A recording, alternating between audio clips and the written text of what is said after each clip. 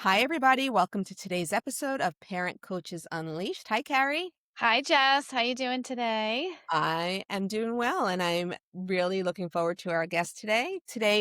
On the show, we have author Lesley Koeppel. Hi, Leslie. Hi guys, how are you? We're doing great. So, Leslie, the title of her book is How to Be the Perfect, in quotes, Mother-in-Law, Lighthearted Guide for Moms of Married Sons. So, Carrie and I are not here yet. Our boys are not near The the engagement. marriage or engagement or anything like that stage, but definitely a lot of our listeners are at that stage where their sons are getting married. And we thought this seems like a really fun topic to Mhm. dive into because we do have mother-in-laws, although we are not ones yet ourselves.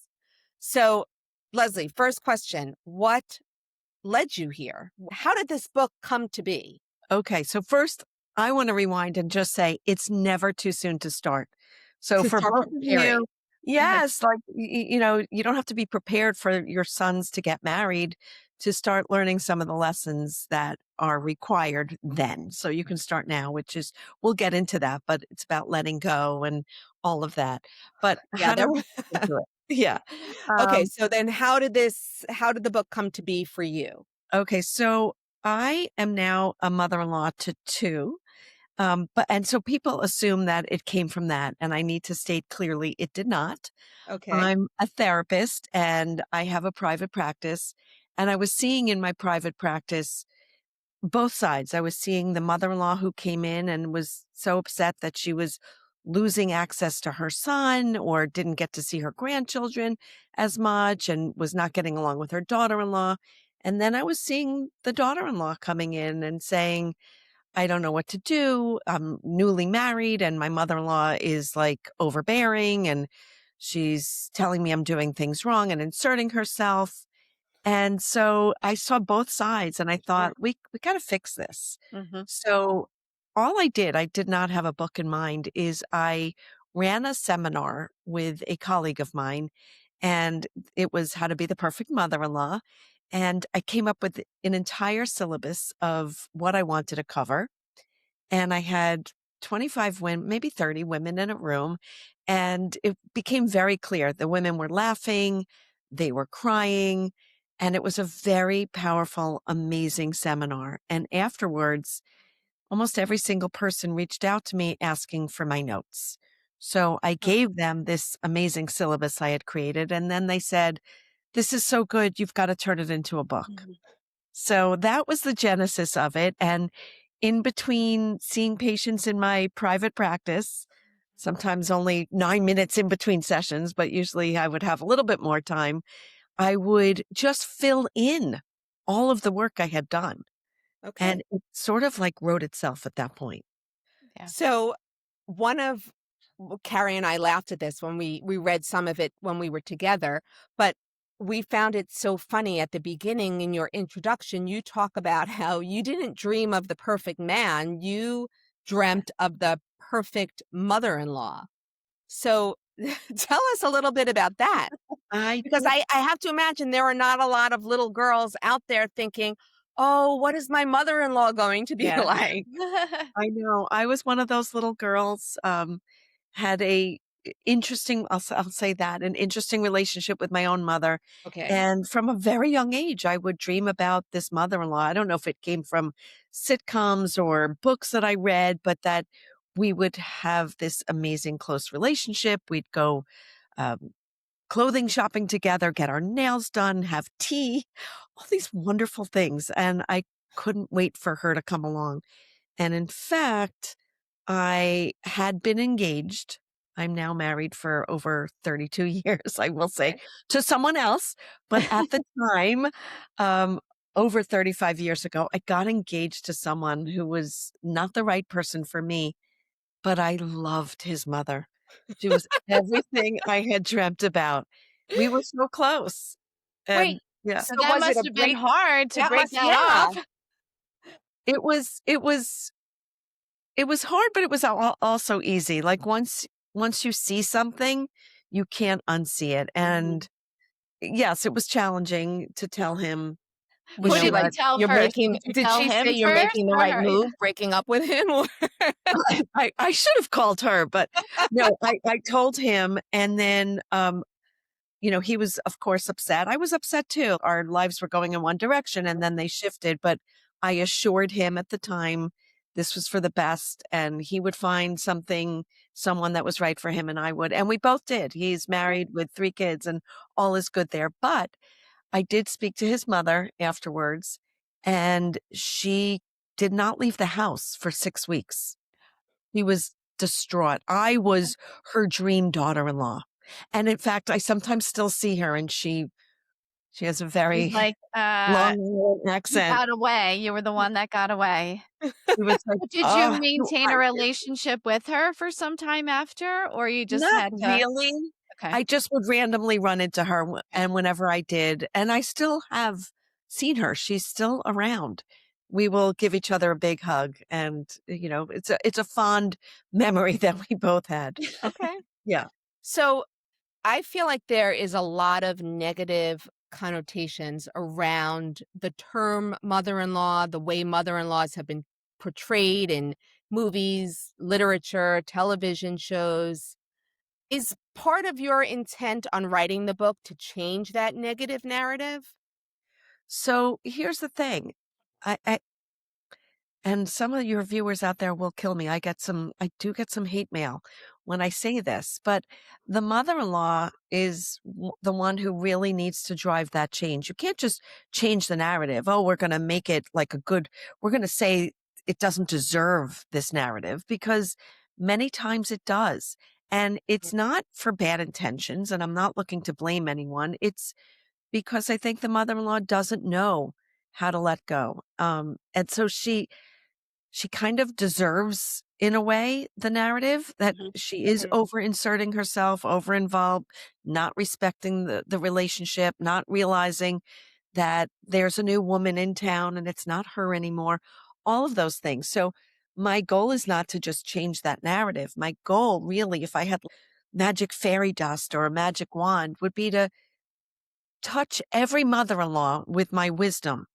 And the most interesting thing to me is so, like, the people that love my book, and you guys are not in that boat yet to have a daughter-in-law, but the ones that do they're so introspective and they're so open to hearing, "What can I do to make this relationship mhm. better?" And then there are the ones that will not read the book and that will just get angry, like, "Don't tell me I need to change. It's my daughter-in-law and she's a you know what," and Mhm. that's not gonna work.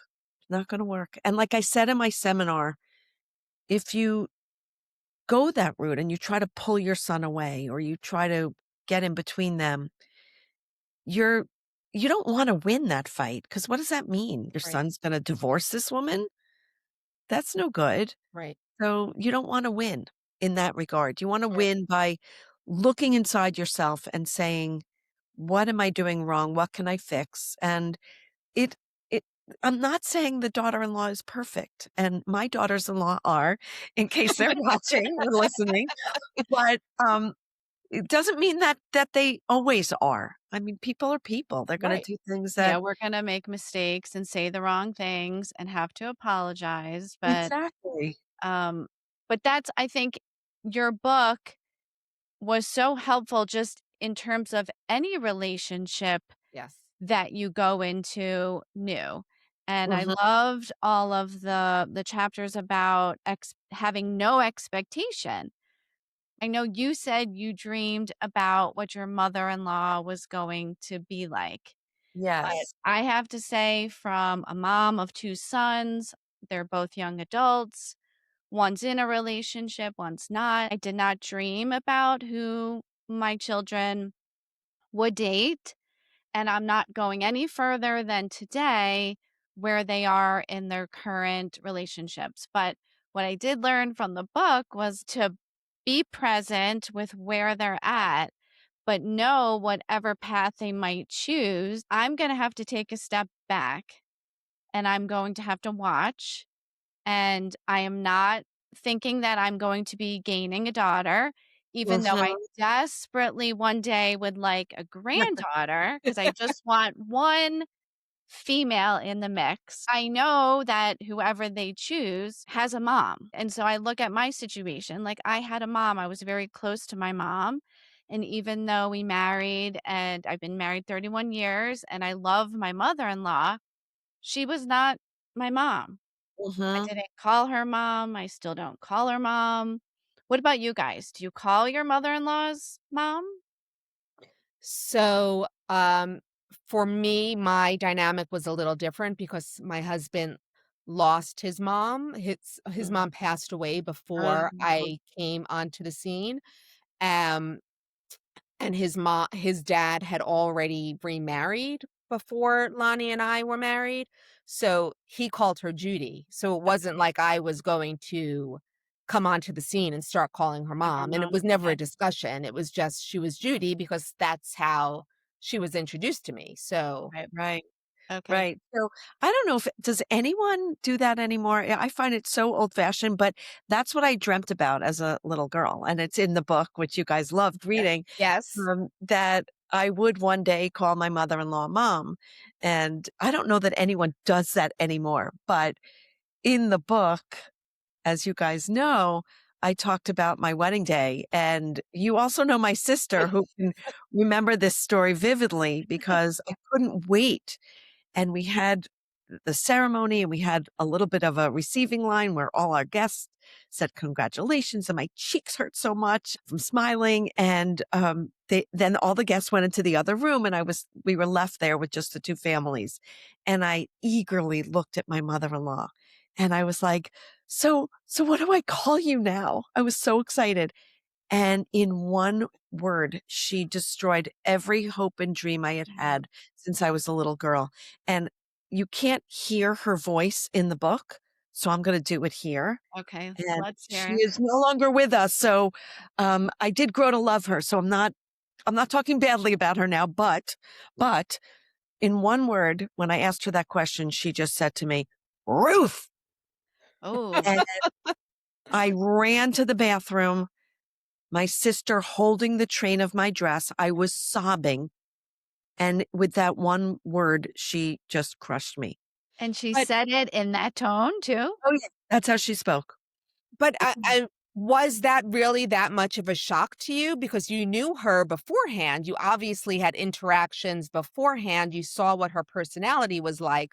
Was Yeah. it really that much of a I surprise? guess it was. I didn't see the little red flags that were all over that she was never going to let me go. And in fact, we still laugh about this, my husband and I, because she used to send us, let's say, a Valentine's card or an anniversary card, and she would sign it, Love Mom/Ruth. And I would say, like, really? Like, I know who she is. She could just say mom. It's No, okay. But she She wouldn't. wasn't giving you anything. no. She wasn't. And Did she ever give up? Did she ever?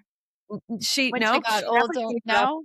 But I will say that I did develop a very loving, close relationship with my mother-in-law.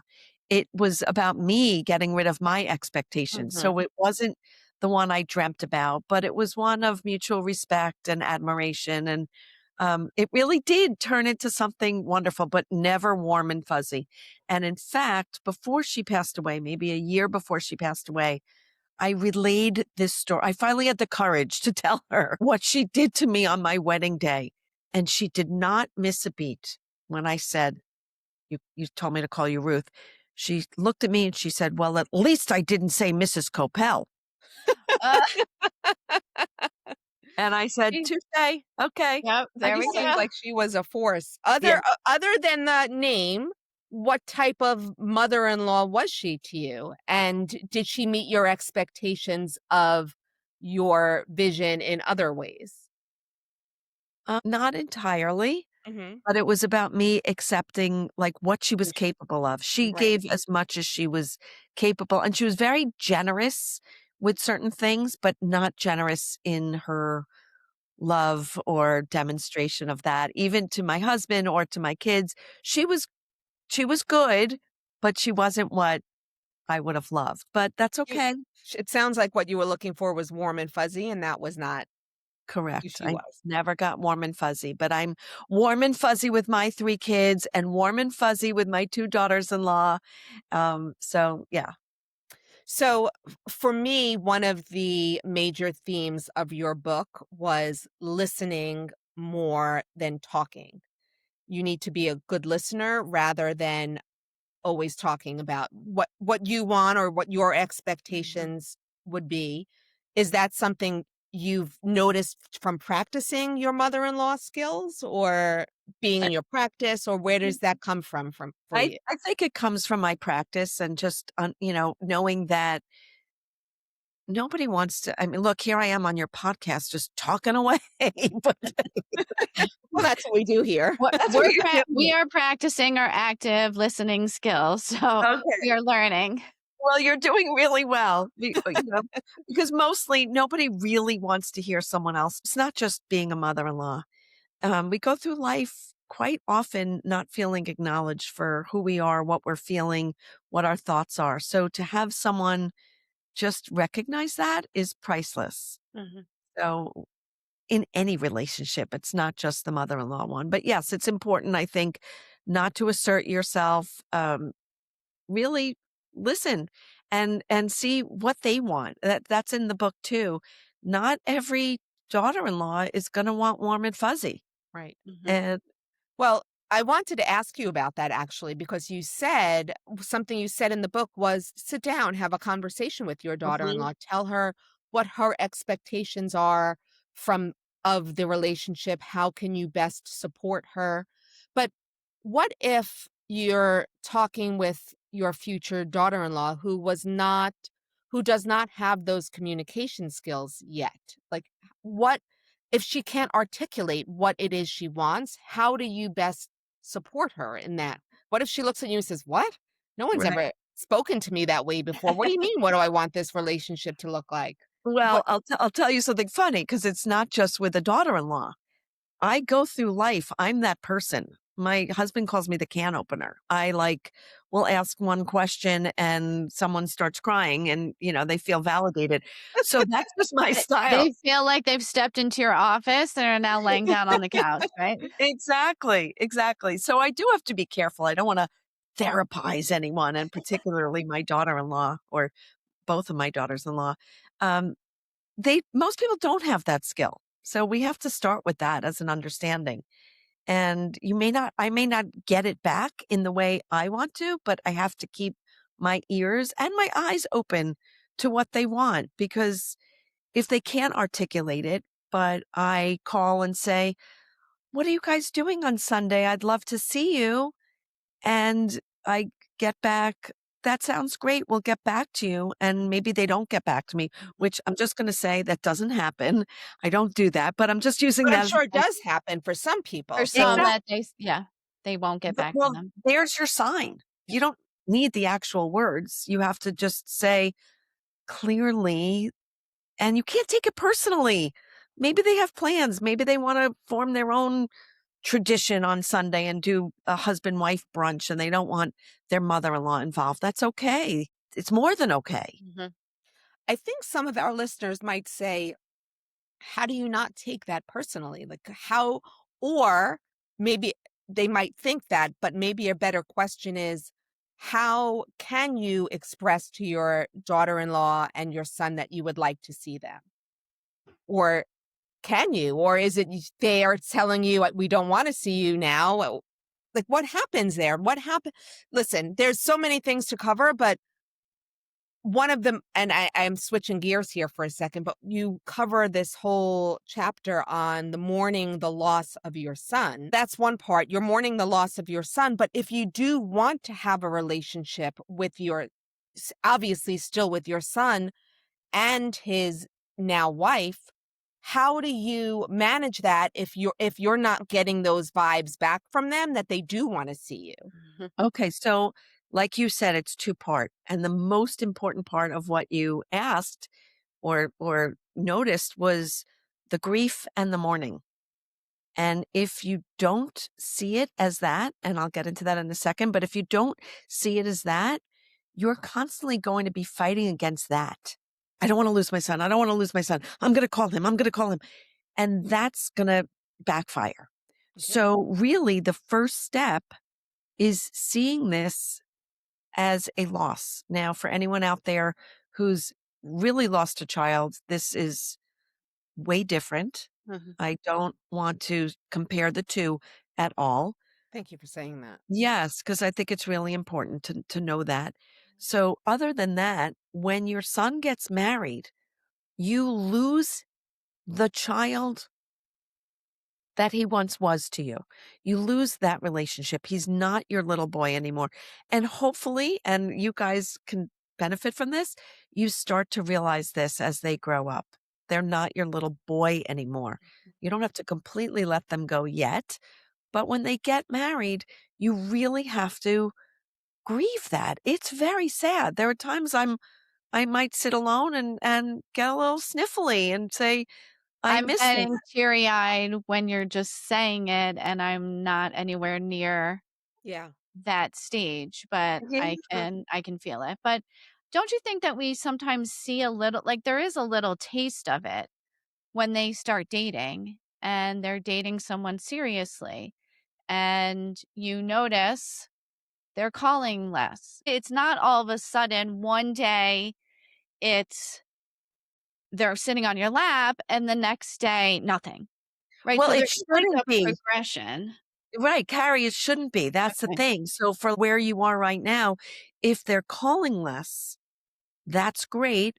You can acknowledge it to yourself. Oh, it's so sad. They don't call me all the Yeah. time. They don't want my advice. They're asking her and not Uh-huh. me. But that's the time to like start your morning, Mhm. because if you don't and you guilt your son, you're calling me less. I want you to call me. You're not letting him go, and you're not doing him a favor, and you're really hurting yourself. Mm. So Yeah. start now. Sad. It It's is. It is sad. But at the same time, I know it's in your book and I know we all think differently, but it's not about us, it's right? not a And we constantly make it about us and our feelings.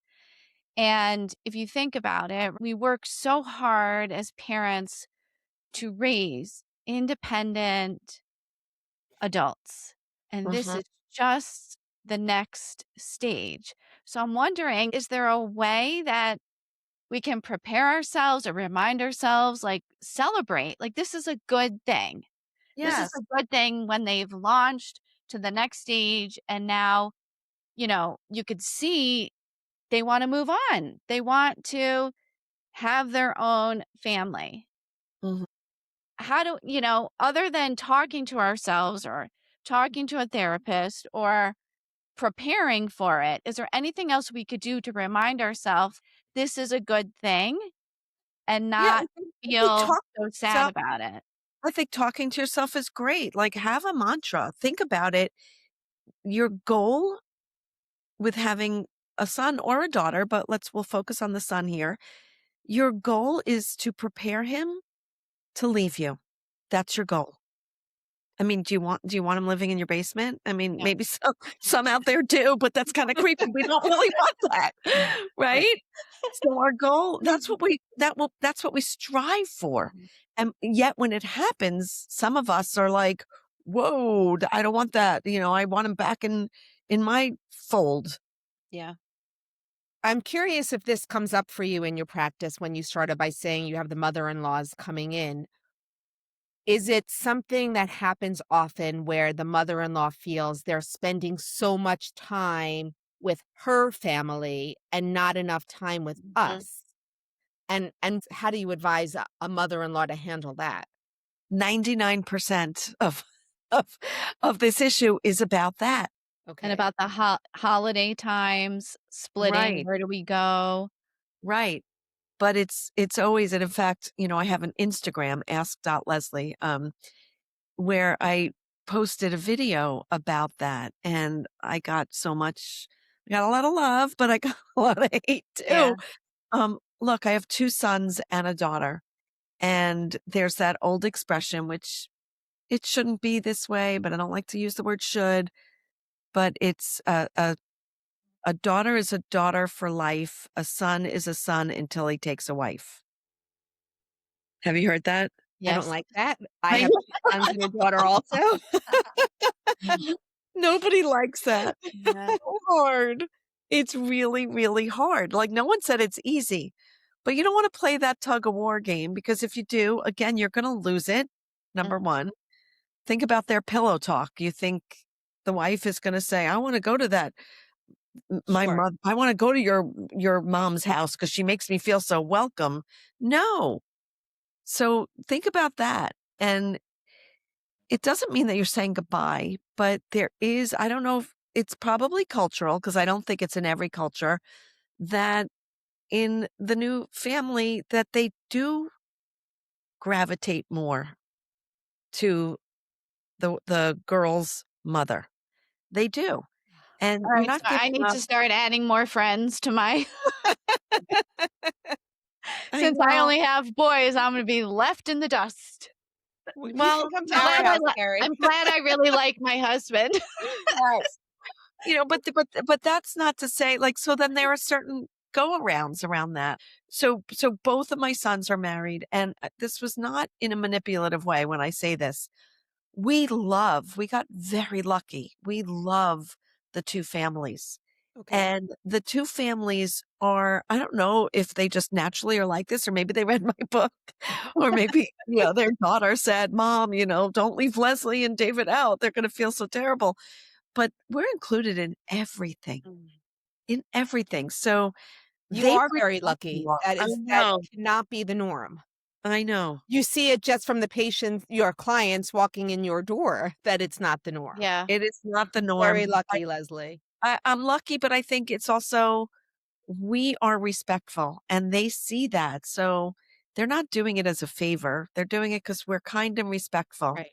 Well, And there you we go. just You know set like the tone. that's how it goes. Hmm. So do you Yeah, it's leave it up to them to lead, meaning the new couple, leave it up to them to lead plans, communication? Is 100%. that okay?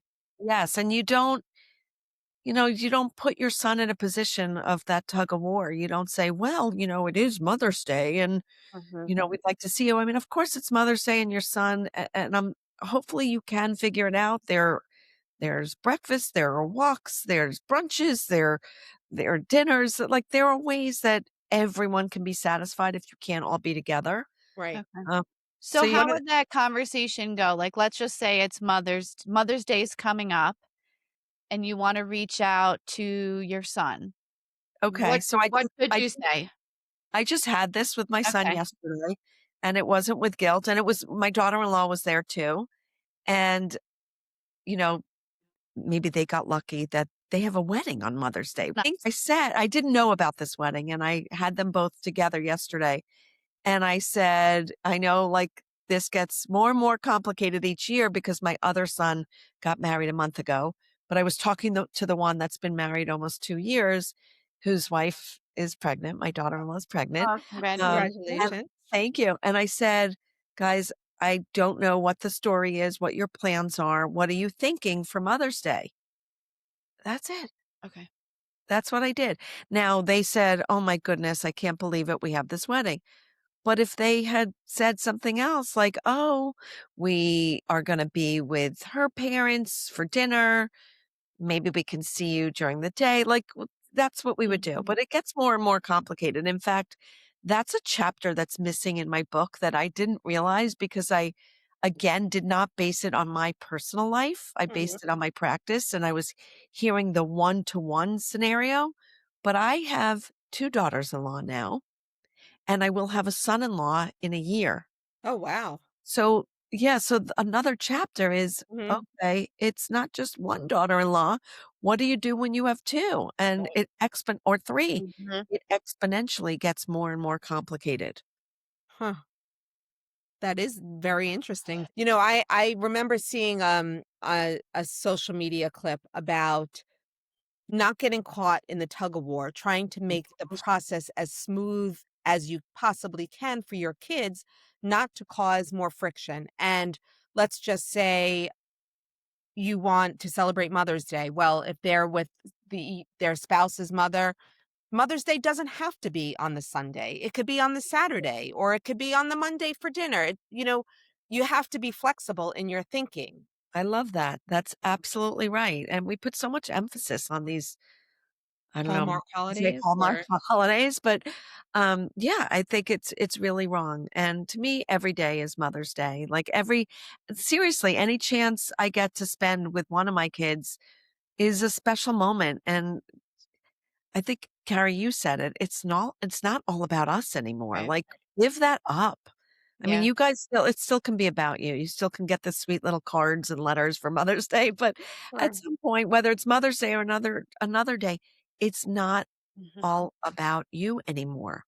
And I'm quite often interviewed about the wedding process where that really becomes evident. Uh-huh. Sorry, Victoria. You know who I'm talking about. Sorry, Victoria, it's not about you. Right. It's about your son and your daughter. It's about your daughter-in-law. This is her moment. Step Yeah. out of the spotlight. So that's hard for some people to do. I'm sure. Yeah. I'm sure it is. We also there was another clip that Carrie and I actually spoke about where I think Josh Howerton is a pastor and he said something, I'm not quoting, he said, you're not, and I think Carrie, you mentioned this before too, you're not gaining a daughter, you're actually losing a son, Yeah. and they're starting their own immediate family together. You are Mhm. no longer their immediate family, you're their wife or their You spouse. become their extended family. Right, I but just that to didn't me, not being there yet and thinking about it like that was like, huh? that sounds so sca but Mhm. that's what you want for them, like we said That's what you before, want for you 'em. you want them to have Yeah. their new person, they're starting their family, but thinking about it, that thought process, and like you said, it's a good time to start mourning now. It is. It is. It's so funny that you mentioned that. I didn't see his post, but maybe it was a week or 2 ago on my Instagram. Um, I did a whole thing about that, and I said, "I know I'm gonna get a lot of flack for this," because and even with my own daughters-in-law, I feel like I did get lucky. So emotionally, I gained 2 daughters. I did.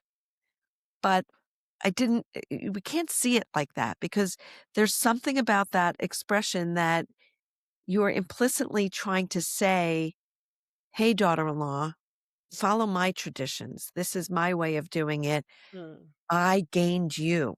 And that's really where we make that mistake. hmm, that's an Yeah. interesting way to look at it, yeah. Yeah.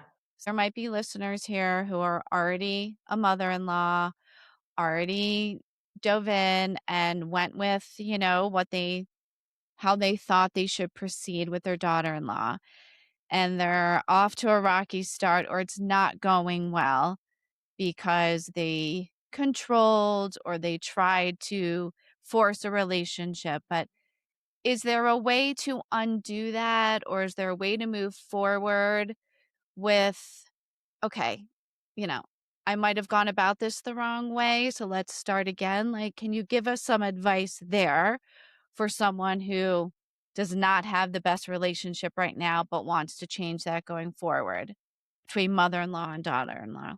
Absolutely, Carrie. I love that question, and I do cover that in a separate chapter in the book, all about like you got off to a rocky start and you don't want that anymore. So, if you're listening and you're out there and that's you, and whether it's this dynamic or another, I love what I call a good revisit. It's Mhm. never too late to revisit. And I always like to say it starts with, "Hey, I've been thinking." If you said something that you want to take back, "Hey, I've been thinking about something I said that might have landed wrong." But in this case, if you're a mother-in-law, to have a conversation and let me have a conversation with your daughter-in-law. Sidebar, let me just say, do not have it with your son. Do not Mm, triangulate. right. Do not go to your son and say, I want this to be better and she does this or even if it's taking all the blame, do not put him in that position. That's not the right thing to do. Yeah, don't make It's him a middleman. yeah, don't at all. It's calling your daughter-in-law, saying, "Let's go for a walk. Let's go for coffee. I have some stuff I want to talk to you about." And it's really, this is hard for people to do, but come on, we're grown-ups here. Hopefully, we've gotten this far in life that we can admit when we've added to things that don't go well and say to your daughter-in-law, and again, it's hard, but we may not have gotten off on the best footing. And I really want this relationship to work. But I see that there are things that I have done that might have made that not so possible. So I'm asking for two things. One is I'm apologizing for what I have done to contribute to that not being good or not being as good as it could be. And number two, to, if you feel comfortable enough telling me what your experience is and how to make it better. So let's use Ruth as an example. All right.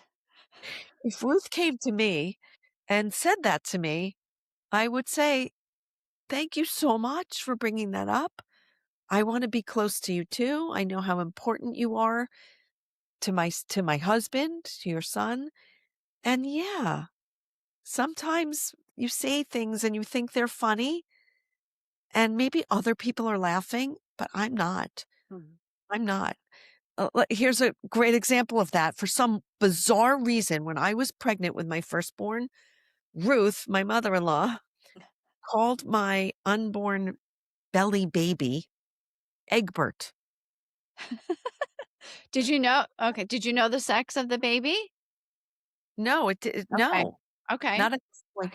All right. She She just would just point to my belly and say, "Well, what does Egbert want?" And I said to her, "Can you stop that? I don't know what that means and I don't like it."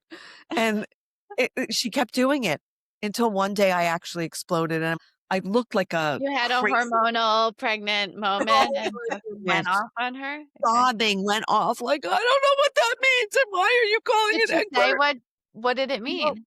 no. What it meant, oh, she did tell me what it meant. It's Okay. even worse.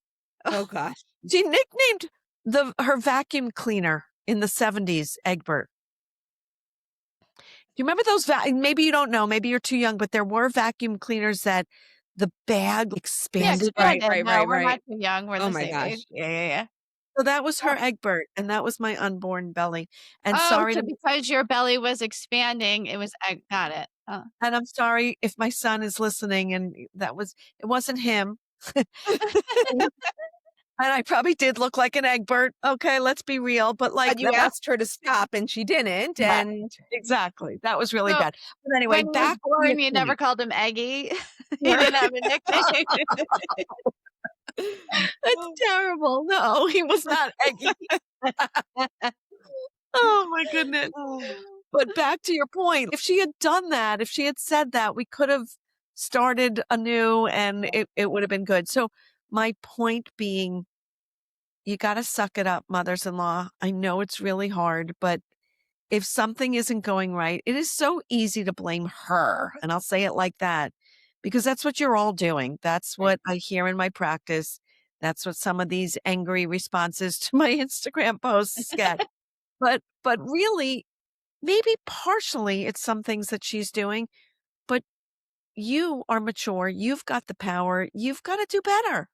Mhm. You've got to see what you're doing and make it better and tell her, maybe part of it is who I am and I'm going to work on that, but I want to do better. Do you think, it's okay to say to the daughter-in-law, like, to try to get them to understand from your perspective that, "I love my son," or is that we should just suck it up and talk to our friend or our husband or therapist about it? Should we share those emotional feelings with the daughter-in-law or no? That's I think not that's something we tricky. should be doing. I think that's tricky because then it comes across as you're guilting them into doing things differently. I mean, I think you have to be careful because I'm thinking of one of my sons and his wife, and if he were in earshot, he would get so angry, like that I was infantilizing him, like that I still want him Mhm. to be that little boy. That's Yeah. kind of what you're saying Yeah. by saying that. I do hope, and it's interesting because people have said, why did you write this book just for the mother-in-law? Why are you blaming the mother-in-law? And again, I am not blaming, but I'm going with my audience. Like, I can speak to you, mother-in-law, and you can make these changes. Um, but in doing so, and through the book and through the Instagram, I do have a lot of daughters-in-law that follow me and and say like, I never realized that my mother-in-law was losing her son this way. Mhm. Mm, And oh my God, she's not. He's still alive, but they're starting to realize right. like what it means. And um, both of my daughters-in-law call me to include me on everything. And maybe it's because they've heard me. I don't know, or maybe they're just wonderful. They are. Um, but that message does get out there to some of the daughters-in-law Okay. that they can. Yes, it's helpful for them to hear how it's hard for us. Like Yeah. just hear that, but Yeah. Okay. we don't want to be the ones to say it. So Okay. don't say it. Devil's advocate here for a minute. Okay. So you've had this conversation with your daughter-in-law, you apologize, you take all the blame, and you're still not ending up in a relationship that you would like to have with your daughter. There's no closeness. They don't want to see you. Your invitations to spend time together are rebuffed. How do you proceed? How you don't want to lose your son. Can you have a relationship with your son without your daughter-in-law? Like, how does that work? Well, I would first try again. I would. I would say, Okay. we had this conversation. I really wanted to hear what I was doing wrong, and I think I was working on it, and I think I've been better. And yet I still don't have the relationship with you that I would love to have. I'm asking you to be brutally honest. Like, is it something that I'm doing or not doing? Do you need something more from me that I'm not giving? Do you need less from me? Am I doing too much? Because that's also a problem. Like Mm, dropping off gifts and I'm gonna buy you this and like that's a little much right. for some people. Um, so I would try that again. But if it doesn't work, I can't remember which one of you said it, but it's acceptance. Mm, And it's not I'm not talking estrangement, but acceptance that she does not want that close mhm, relationship with you. And it's not, let's please people, let's not be black and white. It's like, it's not all or nothing mhm, unless it's an estrangement, which is horrible, which is a whole different topic. But if it's not that, it's not black or white. Um, you don't have to cut them out. They don't have to cut you out. You may just have to accept I don't have that close relationship with her that I wanted. right. Yeah. We did have a listener that that shared with us her son is getting married.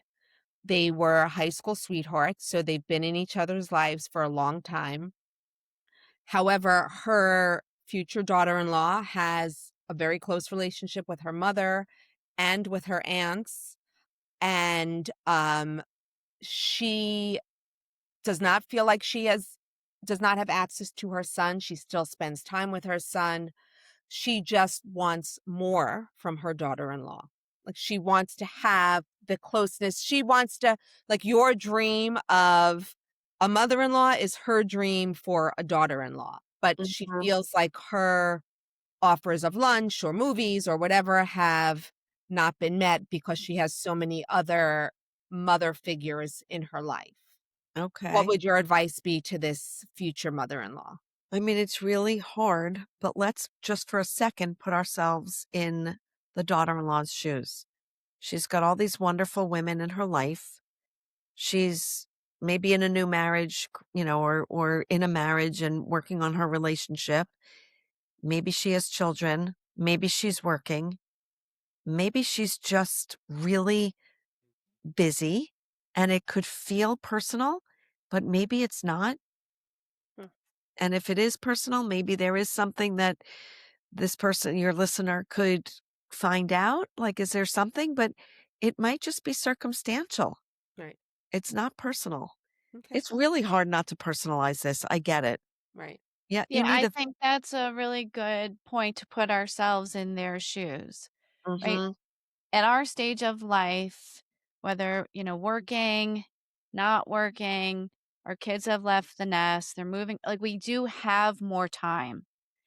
And they're starting out, they're busy with work, this new relationship, their friends, maybe I mean, who knows? Maybe having to work a side job for them to be able to afford living and living on their own and maybe save for a house. So it is really hard, right, when we sit where we are because, again, we have this strong desire and need to want to have that relationship and be part of it, but right. it just sounds like she doesn't even have the capacity, right? If I had to go back, um, I don't really think I made time for my mother-in-law, right? Like, unless it was with my husband at a family dinner. I Mhm. I had my mom, I had a busy job, I had my friend that was enough. You probably didn't see No, what we're talking about here. mm-mm. Nope, you cannot see Mm, the mother-in-law's perspective at all and what her needs and desires are because you are very much consumed with what's right in front of you every day.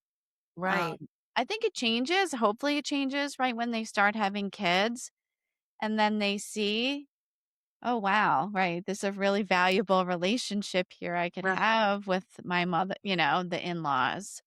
right. Um, and I don't know, maybe they're still too young, too They young are to they even are have. I mean, I think back, what if Ruth wanted that? And maybe I was too busy. I mean, Right. I had 3 kids, like, maybe I was too busy. Like, I'm sitting here saying I really wanted that, but maybe Yeah, I didn't, right. So and then what?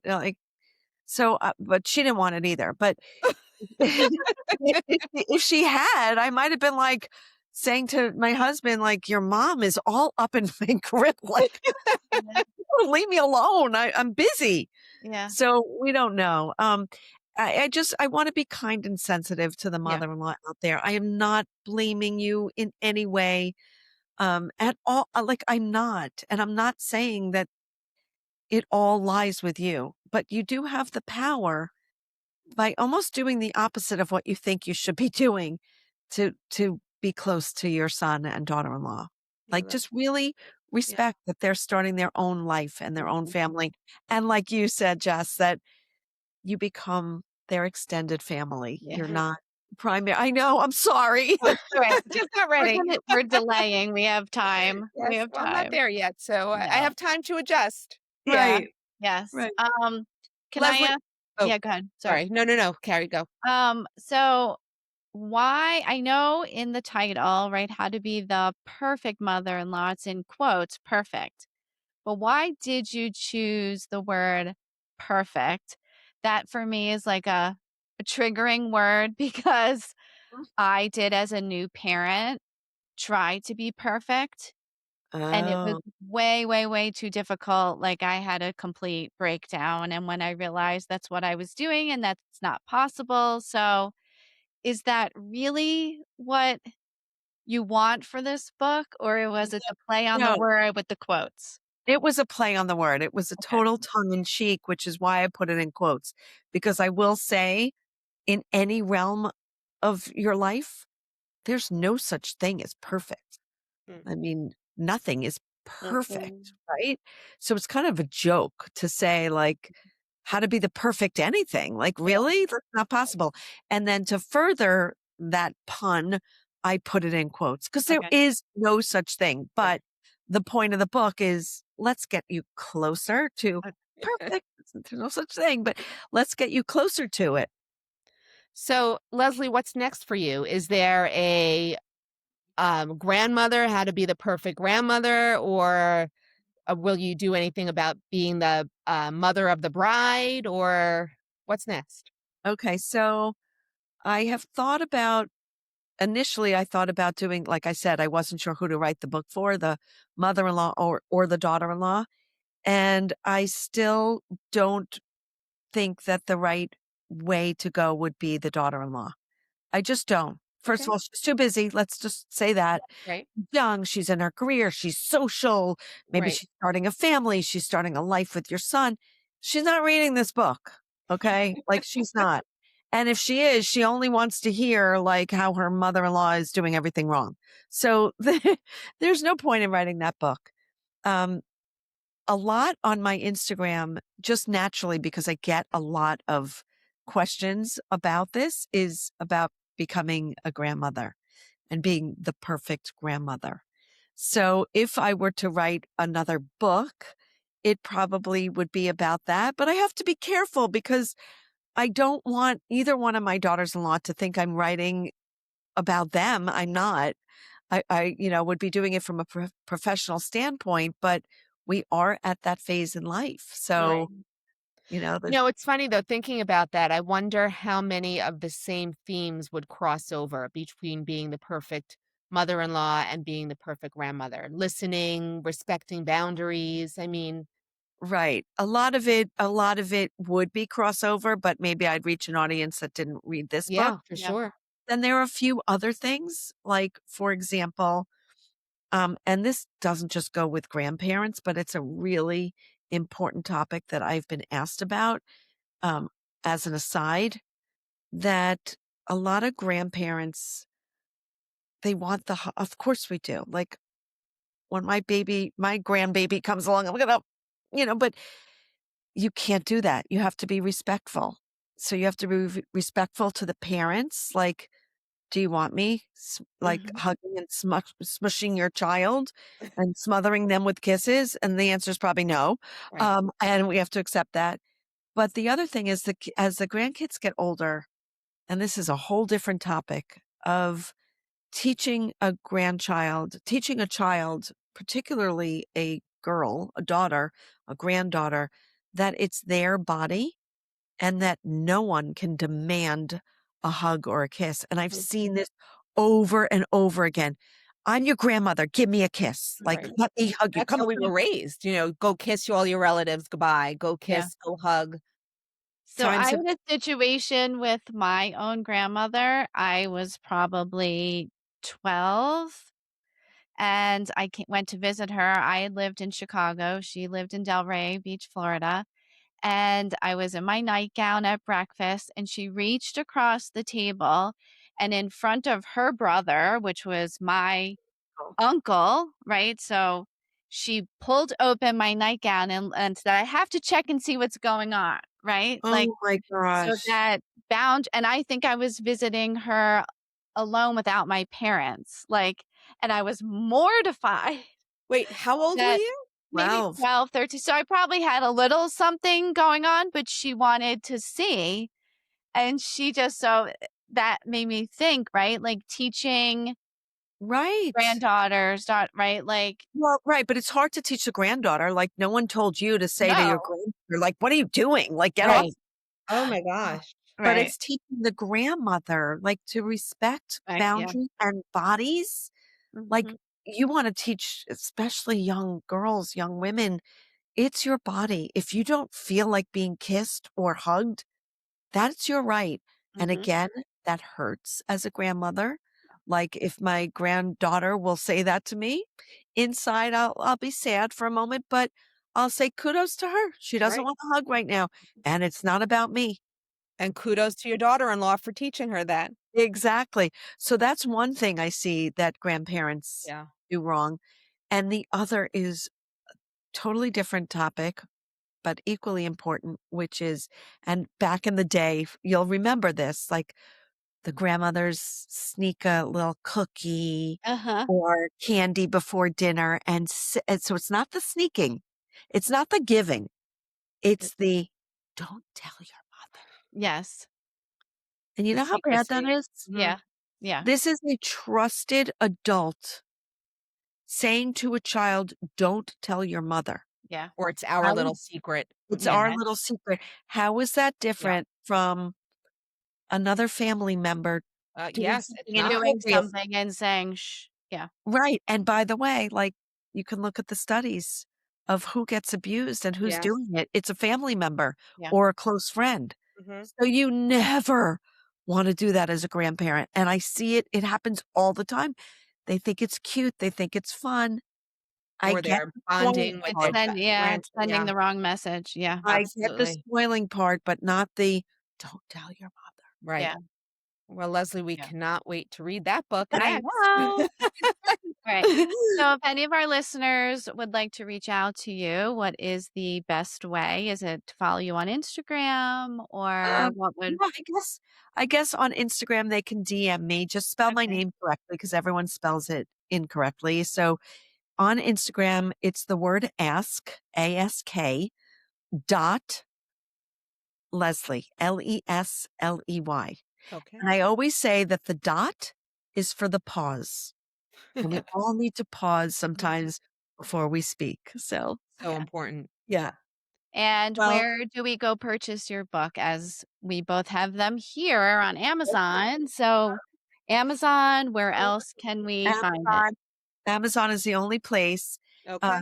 You can put the title into the search bar or even put my name, just spell it correctly. It's always misspelled. But yeah, you can find it there Okay. or on my Instagram in a link at the top. Okay. And if any of our mother-in-laws or daughter-in-laws listening would like to speak to you as a therapist, or are you taking new clients? Is that something? I have very little room in my private practice, but I will do a quick consultation here and there and maybe occasionally make room for someone. So I don't mean to turn it off, but um, I don't take insurance, so it's a whole Yep. complication Got thing. it. So Okay. yeah, Yeah. Well, Leslie, thank you so, so much for being with us today. You gave us so much to think about, and you gave Carrie and I so much to prepare for. yes, I'll buy you a box of tissues now. You Thank you. All right. Thank And you thank you for so having much me. to Leslie, Jessica, and to our listeners. As always, you can reach out to us on Instagram, Parent Coaches Unleashed, or send us an email, info@parentcoachesunleashed.com. Thank you so much.